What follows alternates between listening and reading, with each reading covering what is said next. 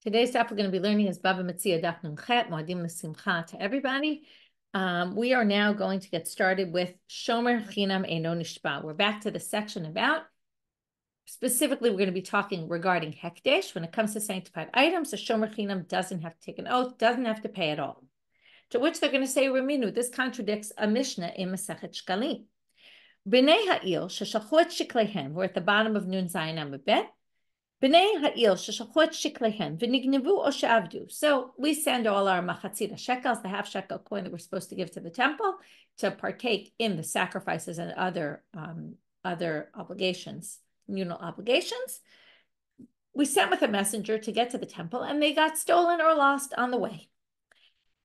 Now it all depends on when we figure out that it's lost. If they already did what's called tormim talishka, that means 3 times a year they would basically collect all the money that had come in and basically start spending it to, take a big chunk and then start spending it to buy the animals that they're going to need. So when they do that action, it's called tormim talishka, which they do 3 times a year. Basically, that covers, we're going to see this inside in a few minutes, that covers, among other things, any money that was lost. So, or money that's on the way, for example, or money that was lost on the way. So, that we don't know about.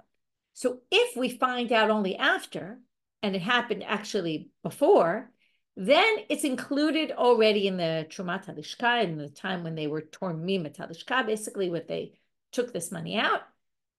That means that my shekels, let's say that were on the way to the temple, that never actually got received by the temple, it's as if they were. And I was already considered part of the communal offerings that they went and bought the animals for. Im lav, now this is the thing. Therefore, you're not going to collect, the temple's not going to collect on me again. They're not going to collect from me the machatzira shekel because I'm good. Because it was lost before, but we didn't know about it till after. That's the whole idea. If we knew about it before, then it's not covered when they do tormim talishka. So the first option is we find out after, but it turned out it was lost before.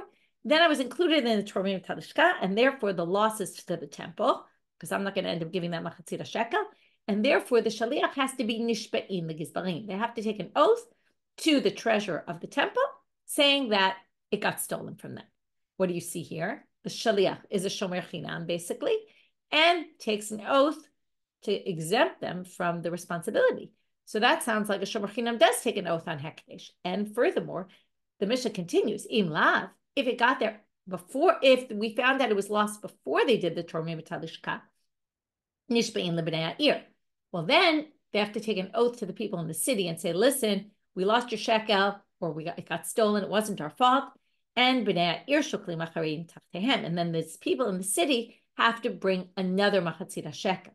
This point is already not relevant to us, but maybe I should stop for a minute and say, what do you see here again? They take an oath. So they either take an oath to the people, the temple people, or they take an oath to the community people, depending on when they found out. Either which way, they take an oath. Otherwise, it sounds like they'd be responsible. In any case, if nimtzu, and we're going to get back to that contradiction. That contradicts what our Mishna said. Now, if we find them after, let's say the shaliach, the messenger, takes a new machatzira shekel from everybody, brings it to the temple, and in the meantime, we find the old ones. So, even if they haven't gotten to the temple yet, elu ve'elu shkalim, okay, so either if they got the thief to return it, or they found the lost money, all of this is considered shkalim for the temple. Ve'ein olin lahem l'shana haba, and you can't say, oh, just use it for next year, and I won't have to give my half shekel. No, it doesn't work that way. Okay, that's a side point that really doesn't have to do with us. No, so now, how do we explain this? We're going to have 3 possible answers. The first answer is, how is it that if our Mishnah says you don't take an oath, and you don't even have to pay when it comes to the machatzira shekel, why did they pay to hekdesh, sanctified items? Why does the messenger here have to take an oath, either to the people of the city or to the treasurer? It doesn't make any sense. Amar Shmuel, this is a different oath. This isn't the oath we've been talking about, like an oath that something was stolen if you're a shomer chinam. These people actually got paid for what they did. And the reason they were taking the oath was to get paid. Okay, in other words, they went back, let's say, to the people of the town and said, listen, we lost your money, but we swear it got lost or it was stolen, and now, you should still be paying us our salary. To which the Gemara says, but then the part about taking an oath to the temple treasury, they're not the ones who hired. They're not the ones who were paying them. It should have said, to which they say, okay, you're right.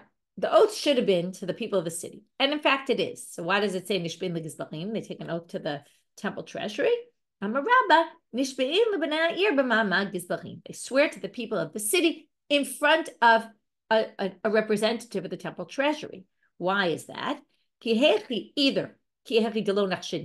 So that they won't suspect them, because in the end, in the case where they won't actually, in other words, what happens? In case number one, they don't have to get a new machatzita shekel. So they go to the people of the city, they want to get paid for the fact that they were supposed to bring their money to the temple, even though they didn't. So they swear and they say, listen, it wasn't our fault, and the people have to pay them. But they have to also swear in front of the gizbarim, because the gizbarim are losing out. The temple treasury is going to lose on this deal. So in order that lo nachshedinu, that they won't suspect them that they stole the money, because the treasurer will say, what, you stole our money, give it, again, it's not their money, but the money we needed for the temple. In order to allay suspicions, they have to take the oath.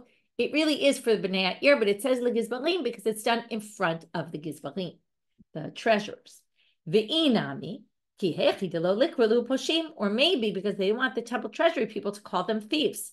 So that's why they take the oath and say, listen, it was stolen from us, just to kind of clear their name, but not that they really needed to take an oath to the gizbarim. The real oath, again, was an oath to get their salary back, which has nothing to do with what we've been talking about, the oath of a shomer chinam or a shomer sachal, who doesn't have to take an oath that it was stolen or lost from them. That's not really the oath we're talking about.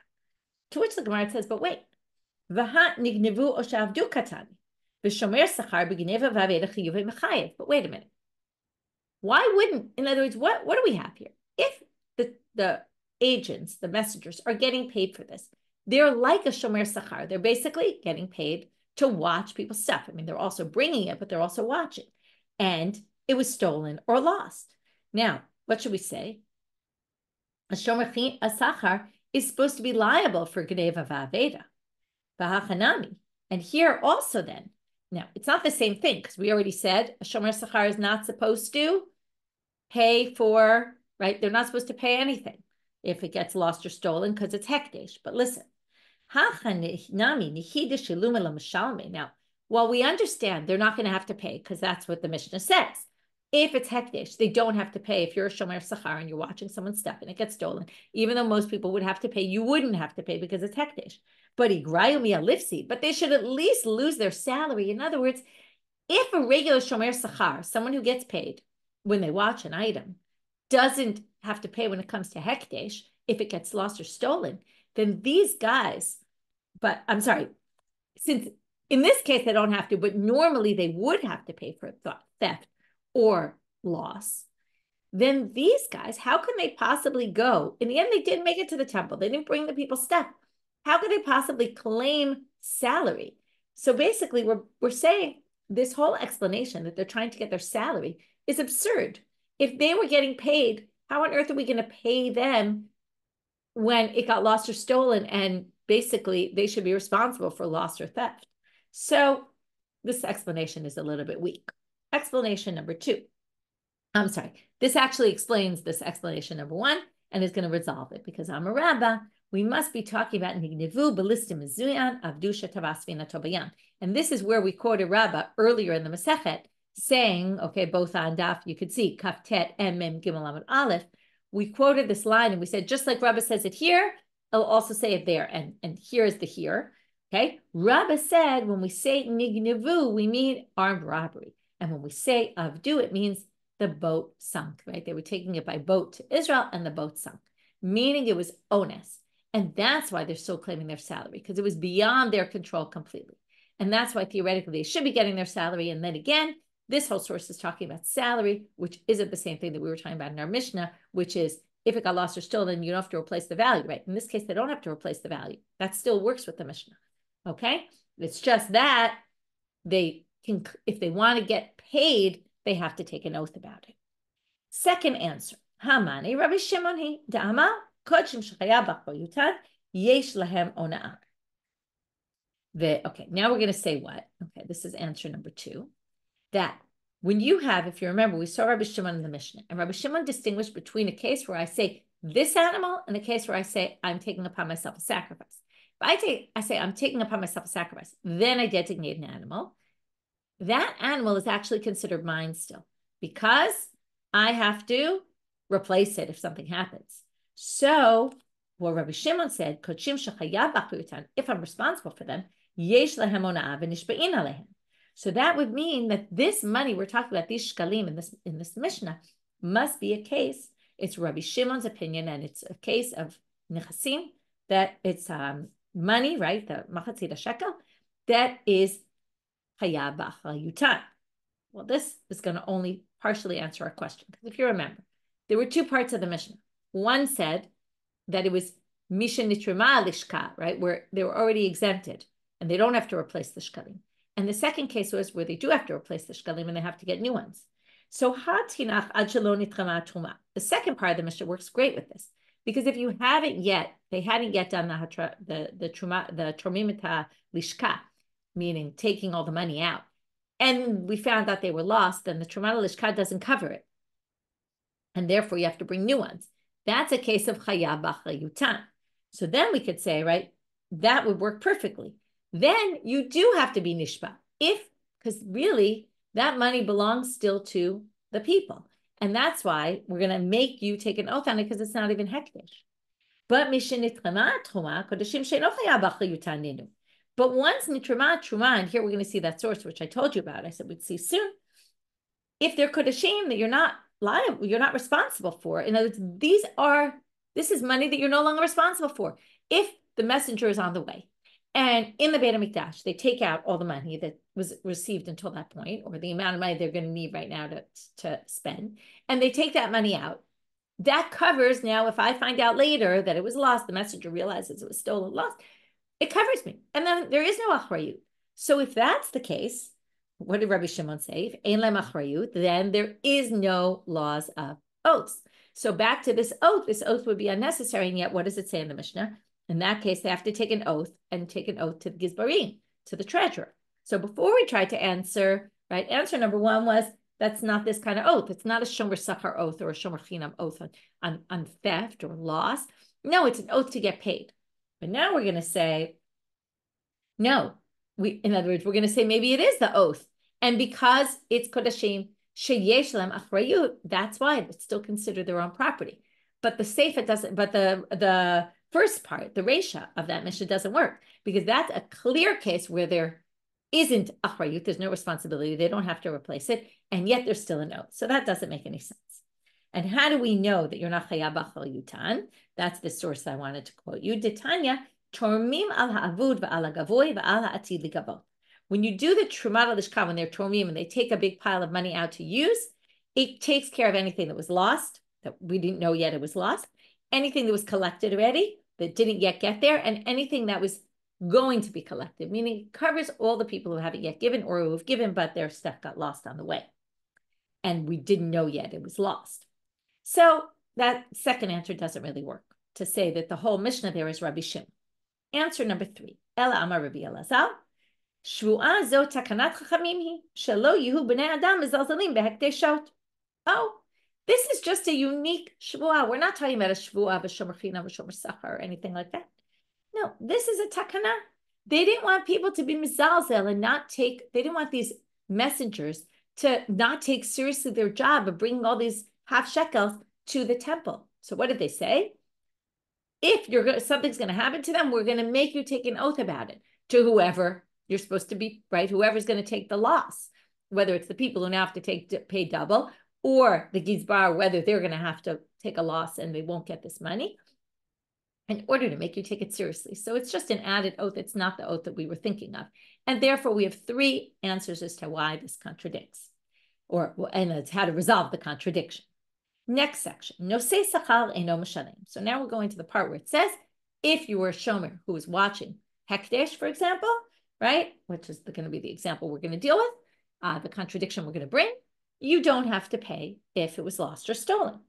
So, you don't have to pay what you normally would pay for it, lost or stolen. So Rabbi Yosef Bar Chama raises a question to Rabbi. He says the following, Tanan, it says in the Mishna, Nosei sachar eino mishalem. That's what we just read. Ulemini, but that contradicts the following source. HaSocher et hapoel lishmor et hapara. You hire someone to watch the para aduma to make sure nothing happens to it. You want to use this red heifer in the process, or lishmor et hatinok.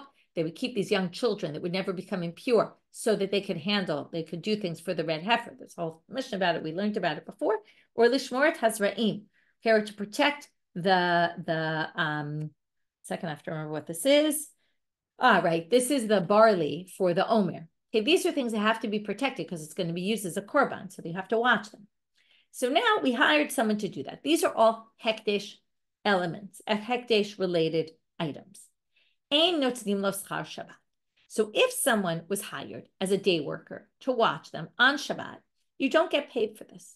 Laficha, because there is no such thing as hiring someone to work specifically on Shabbat. We'll see how you could do it, but not in this way by hiring a day worker for the day of Shabbat. Laficha, ein achrayut Shabbat alav. So if you hire this worker and something happens to it, you're not liable because the worker can't get paid. Because they can't get paid, they're not liable. Hayat sachir Shabbat, sachir chodesh, sachir shana, sachir shavua. But if you worked as a sachir Shabbat, Shabbat doesn't mean on Shabbat here, it means a sachir for the week. If you worked for the whole week, including Shabbat, or you worked for a month, which included all the Shabbat days also, or it's Chiur Shana for the year, which included all of Shabbat days also, or it's Chiur Shavua, or you hired someone to work for you for 7 years. Shavua in the Gemara usually means 7-year cycle. Notnim lo schar Shabbat. Then you can get paid for the work you do on Shabbat. We call this havla'ah. It's absorbed in the price of the whole package. Lefichach, therefore, since you're getting paid for Shabbat, achrayut Shabbat alav, if something happens to them on Shabbat, you are responsible, you would have to pay. Now, my lav lishalem, what does it mean? You're responsible for what? If not, if something happens to the para, let's say you'd have to pay the value. So that sounds like this is hekdesh. It's sanctified item that you do have to pay the value if something happens because you're getting paid. So that seems to contradict our Mishna. To which they said, lahavsid scharo. No, what it means is you won't get paid that day. In other words, if something happens to it on Shabbat, you won't get paid because you were derelict in your duties. And because of that, you won't get paid. Okay, so if something happened on Shabbat, that considers me derelict in my duties and I won't get paid.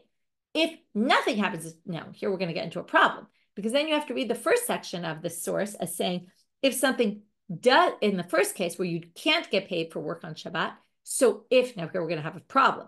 So what this would mean is, if, and that's what the Gemara is going to say, Ihachi Reisha de Katani, let's just read it inside.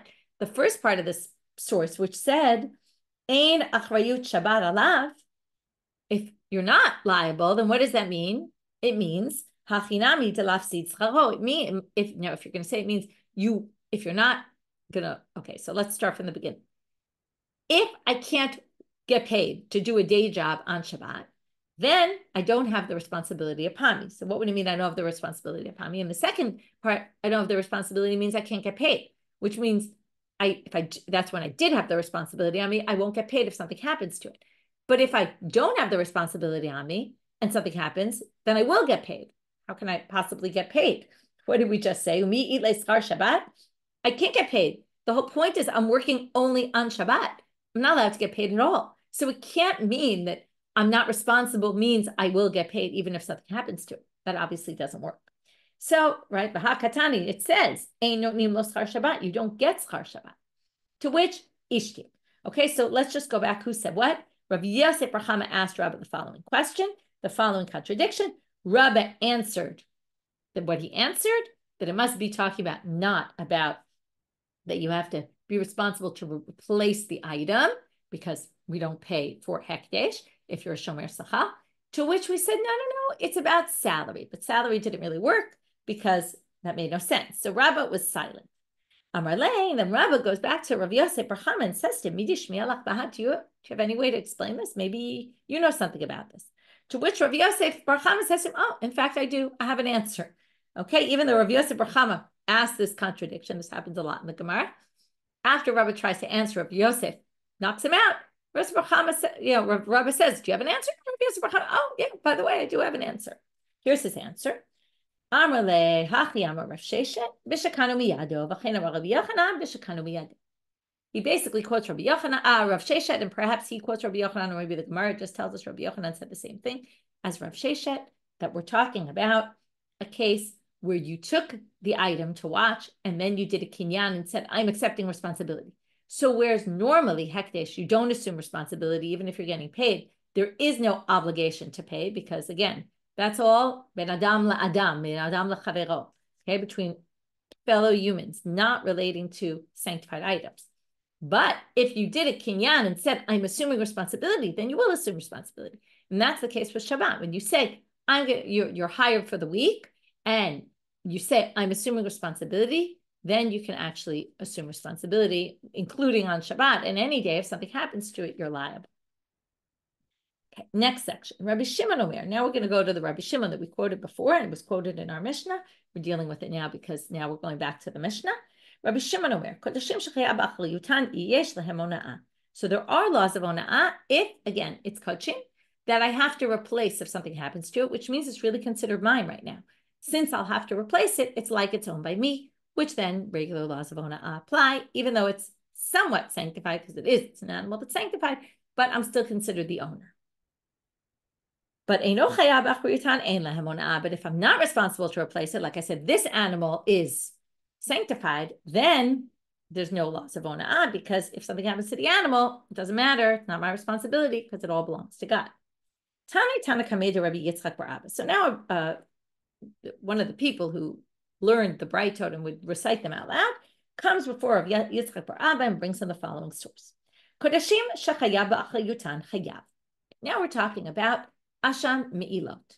Okay, what is this? If I claim, Asham, right, this is the Pasuk, Nefesh ki tachta u'ma'ala ma'al ba'Hashem, we're in Vayikra, hey, Pasuk Kaf Aleph, someone who sins and does Me'ilah, misuse of consecrated property, v'chichesh ba'amito, or the truth is, it's not Asham Me'ilot, sorry, it's Asham Gzelot, steal something.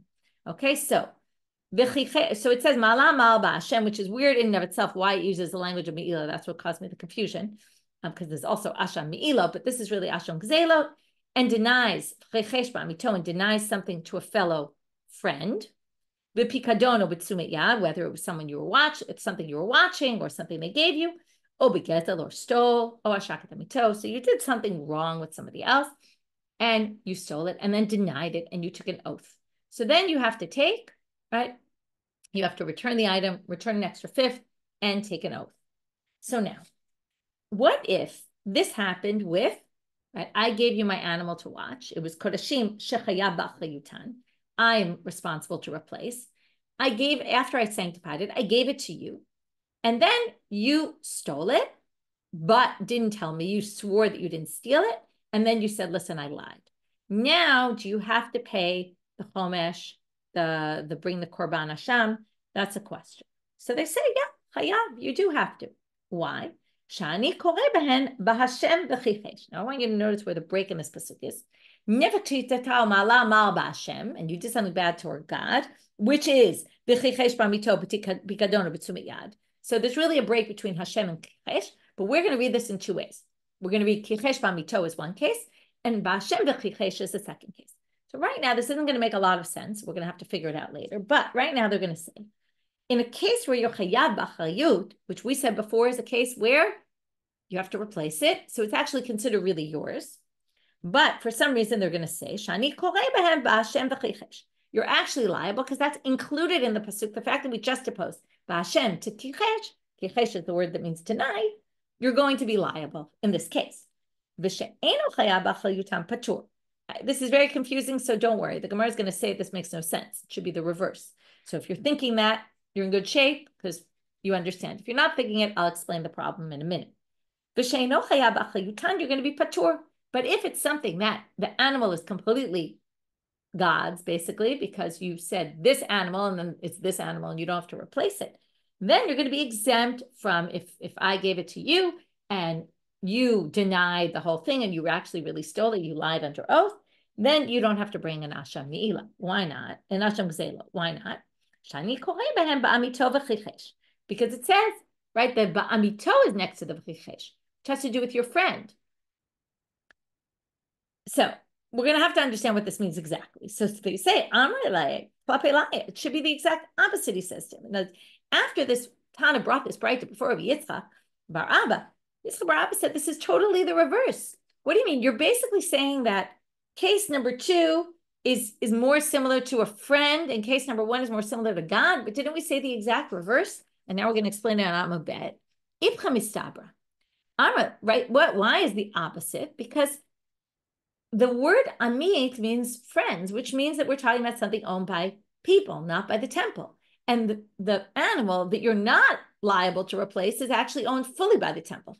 And the first one, which we said has to do with Hashem, it belongs to God, and yet it's still included here because of Ba'Hashem b'chikesh. But that's not the one, that's the one we said before, it didn't really belong to God because you're liable, you have to replace it. So it means it's really yours. So something doesn't jive here. So the Tana who brought this says, okay, you think there's a problem here, Amalek, Ismiye. So he says, should I erase this Braita? Should I not recite it? Because it's totally wrong. Amalek, lo. He says, no. Hachi kamar. I'm going to explain this properly. And that's why I said in the beginning, we didn't really understand it. Now we're going to understand it. I purposely didn't really explain it because it doesn't make a lot of sense. Now we're going to understand. Kodashim shechayav b'achayutan chayav. Di'itrabu mi b'Hashem b'chichesh. Kodshim, which are sanctified, but they're not fully sanctified because they're partly yours and partly God's. I made this animal sanctified, but if something happens to it, I have to replace it. So it's included in b'Hashem b'chichesh because you could have something that partially belongs to God, but yet is still considered your own. That's exactly what Rabbi Shimon holds about Kodashim yesh b'hem shechaya b'achrayut. That even though they're God's, they're still like yours, and therefore there will be me'ila on this. But she'eino chaya b'achrutam patur. But if you're not liable to replace it, then it's fully God's. And then you can be exempt, because what does the pasuk say? Even though we connected kichesh to Ba'Hashem a minute ago, we're now going to connect kichesh to Ba'amito, which means di'imit mi Ba'amito v'chichesh. In order for you to be liable, it has to be between you and your friend. This has nothing to do with you and a friend because this doesn't belong to the friend. This belongs to God, right? It doesn't belong to me in that story. I was the one who was original owner. You denied a claim, but it wasn't mine. It was God's. So this case won't be included, okay? And that's why we now have the whole thing make sense. So this Braita now actually works in very well with what Rabbi Shimon said. Rabbi Yehuda Omer. Now we're back to the last line of the Mishnah, which we didn't understand at the time why he says this. Sefer Torah, margalit, ubehema, and lehem ona'ah. If you sell a Sefer Torah, you sell a pearl, you sell an animal, there is no ona'ah. Why is that? So we're going to see. Tanya, a Braita says, and here we're going to explain it. Rabbi Yehuda Omer, Sefer Torah, and le'ona'ah, lefisha ein kates ledabeha. It's priceless. You can't put a price on a Sefer Torah. People sell Sefer Torah for all different kind of prices. And therefore, there's no ona'ah, because people are willing to spend a lot of money on a Sefer Torah, and therefore there is no law. Behema u'margalit ein lehem ona'ah mipnei she'adam rotzeh lezavgan.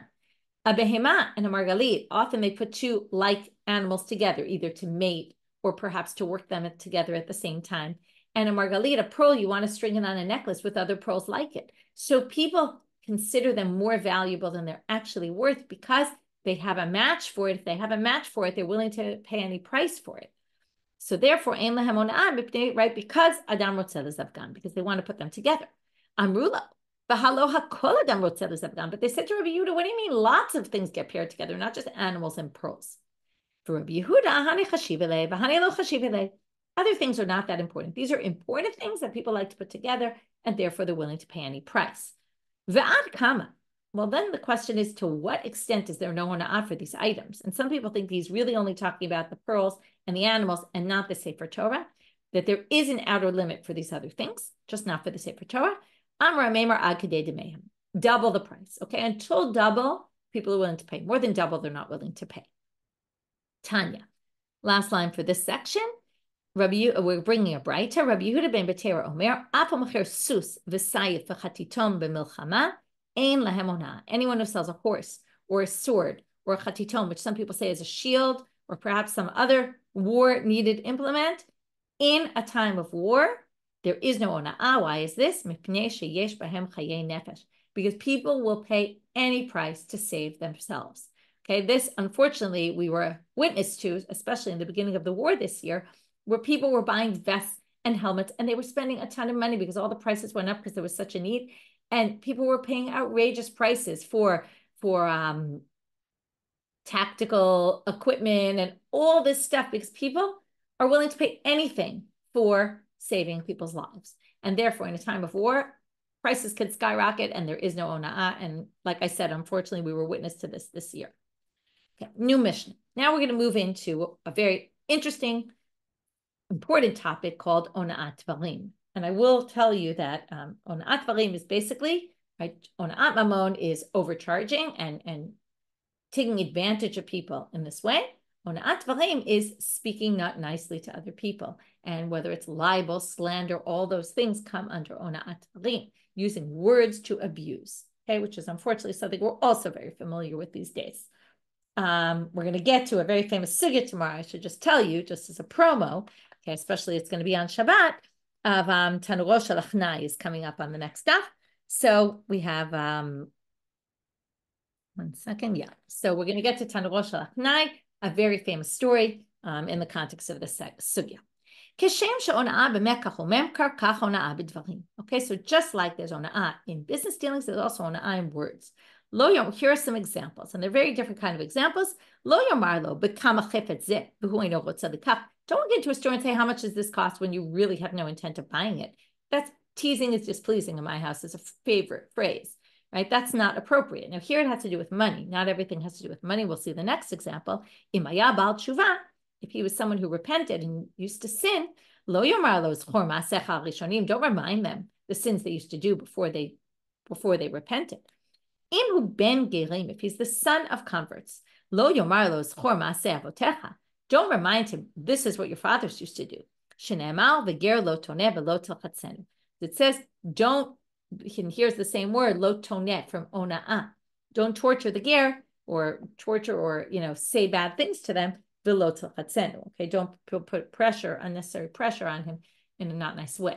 So now there's a bit of a question asked, why does it say the son of Gerim and not a ger himself?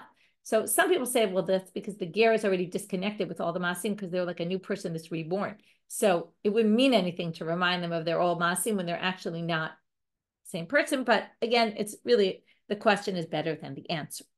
So now we're going to have a braita which does what a classic Midrash Halacha does, which is tell you where you can find this in the psukim. And for that, maybe I should just read you a set of psukim and then you'll understand what we're darshaning here. So in Vayikra chapter 25, verse 14, it says, if you sell something to your friend, we've seen this before, or you buy something from the hand of your amit, remember we had the whole thing about the miyad, that's ona'ah. Then it continues and it says, the way you're supposed to value the land of the price of the land. Depends how many years are left to the Jubilee year, because then it's going to go back anyway to the original owner. And then the next pasuk is v'lo tonu ishat amito, and don't do ona'ah to your friend, which sounds like it's just a repeat of what it said 3 psukim ago. You should fear God. We're going to get back to this. Ki ani Hashem Elokechem, because I am God. I am Hashem, your God. So now they're going to say the following: Tanu Rabbanan, lo tonu ishat amito. So that last pasuk must be talking about a different kind of ona'ah. So then they say, how do you know? Maybe it's still talking about money. Well, it already says that other pasuk, that already is talking about money. So what must that be referring to? Okay, now they continue in this braita and give some examples like our Mishnah, but there'll be some other ones as well. Haketzad. If he had repented, al yomar lo, as we call a bal tshuva, what don't say is don't remind him of his previous ways.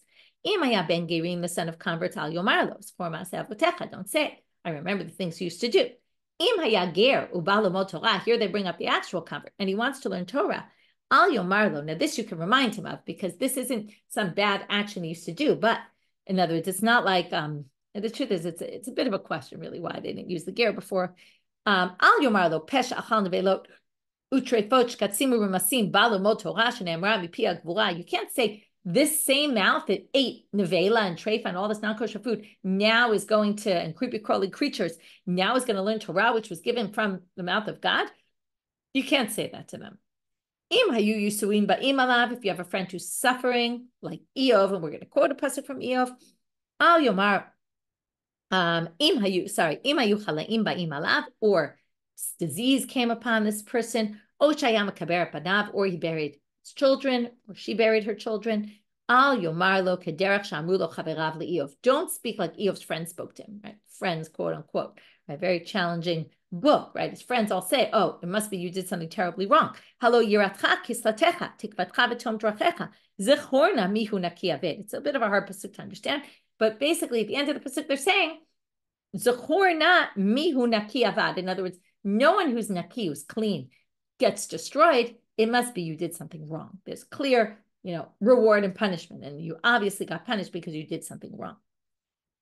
So don't say that to a friend. That's not the right way to speak when someone's suffering. If there were people who were asking, there are donkey riders who are looking for grains.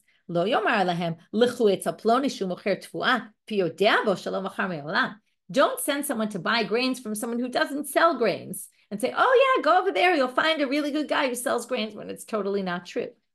All those things are ona'ah. Rabbi Yehuda omer, af lo yitzle einav ala mekach b'sha'ah she'en lo damim. Rabbi Yehuda then adds, the case we saw in our Mishnah, don't look like you're going to buy when you really don't have the money to buy it. Now they're going to point out why the pasuk says, "V'yaretem Elohecha," you should fear God.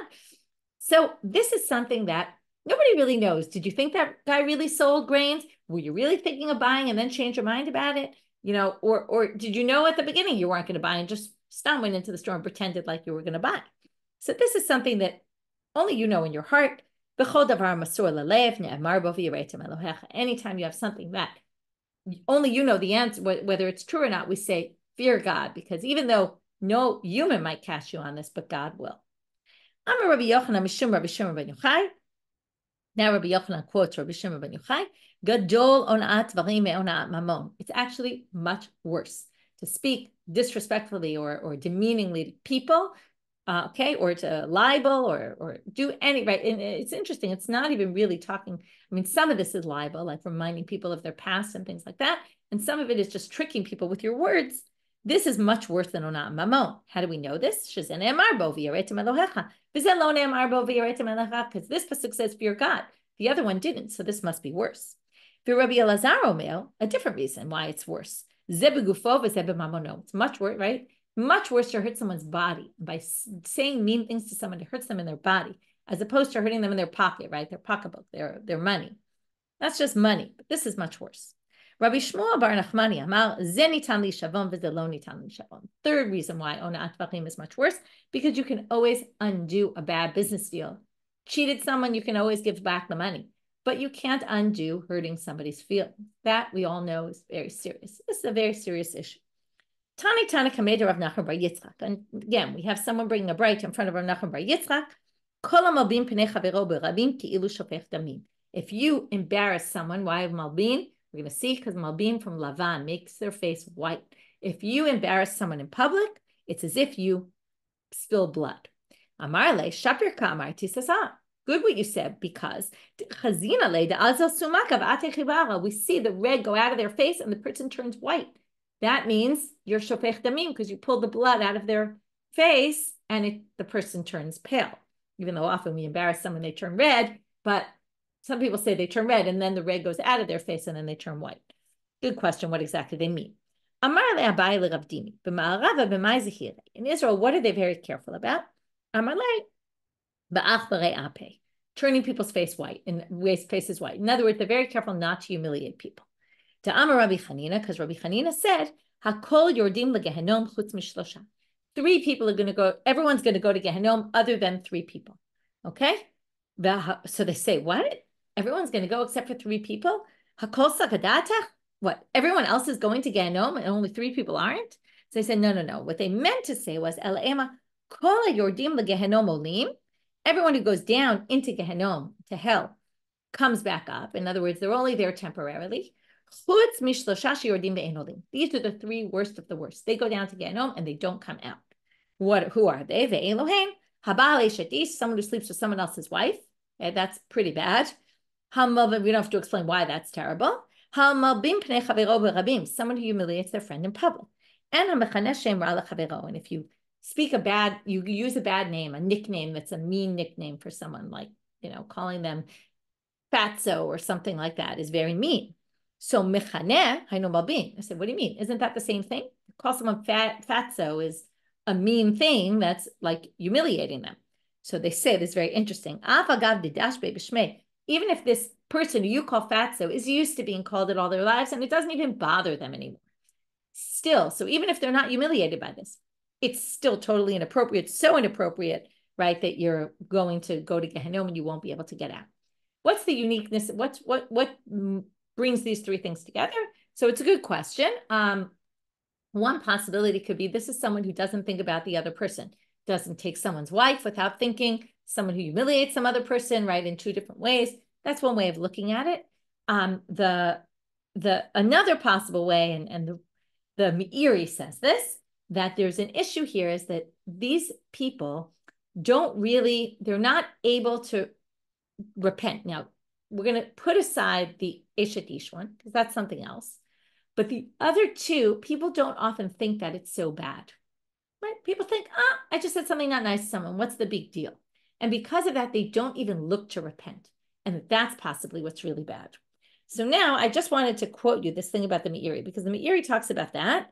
Okay. And then he has this really interesting section. And he says, so after he quotes this and he talks about, you should be careful not to labim pnei chaviro and never use a nickname. Okay. And then he basically says, other averot, basically you'll be pulled to try to repent, but not this one, because you don't realize how bad it is. He doesn't really say that explicitly, but that's how people understand him.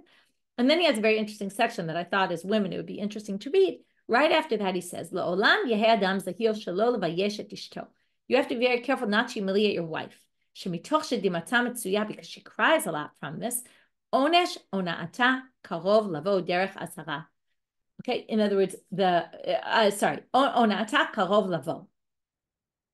Derech azara is the beginning of the next sentence. But because she will cry a lot, you will get punished right away.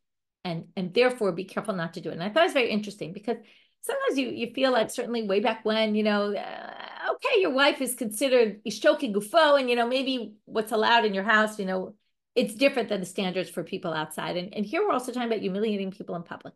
And all of a sudden they switch, the Meiri brings up this concept of make sure not to embarrass your wife. That is super important. And then he talks about shalom bayit, and he talks about things you should do for shalom bayit and things you should listen to your wife about. It's a very interesting section. And he really says, you have to be extra careful with that. And I think he says you have to be extra careful because it's something that people often aren't careful about, right? You somehow feel like in your house, you could do whatever you want. And he's out there protecting women and married women from their husbands. And I thought that was very interesting to mention. Okay, so like I said, fascinating topic, this whole anat varim. Let's just go back to the beginning and review our daf. So we started with this Mishna in Masechet Shkalim and how it seems to contradict the fact that there is no ona'at, that there is no payment for a shomer chinam or a shomer sachar when it comes to hekdesh. Seemed to contradict. We had three different answers that we gave. Then we brought another contradiction about it. Say sachar doesn't have to pay when it comes to hekdesh. And we had this case about hiring someone, and we had to understand what was the case where you are liable. Liable what? Are you liable to pay? If you're liable to pay, how could that be? It's hekdesh. And then we had a different where we said in the end, it's shekanu miyado. There must have been a kinyan where you took responsibility. Then we had this kodashim shechaya b'achliutan. Then we brought this bright that looked like it was wrong, but then we fixed it to make it make sense, fit perfectly with Rabbi Shimon. Then we talked about Rabbi Yehuda's three things that he doesn't think there's ona'ah for. He adds to the list of other things in the Mishna, and we had to explain why. And then we went to ona'at varim. We saw the source for it in the Torah. We saw how much more severe it is than ona'at mamon for three different possible reasons. And we saw several examples of what ona'at varim could be, all kinds of different categories of ona'ah, some having to do with money, some not having to do with money. And then we brought this, the problem of humiliating someone in public and how serious that is. And it's up there with three of the most serious things. And with that, we'll finish for today. Wishing everybody Moadim L'Simcha and a Shabbat Shalom.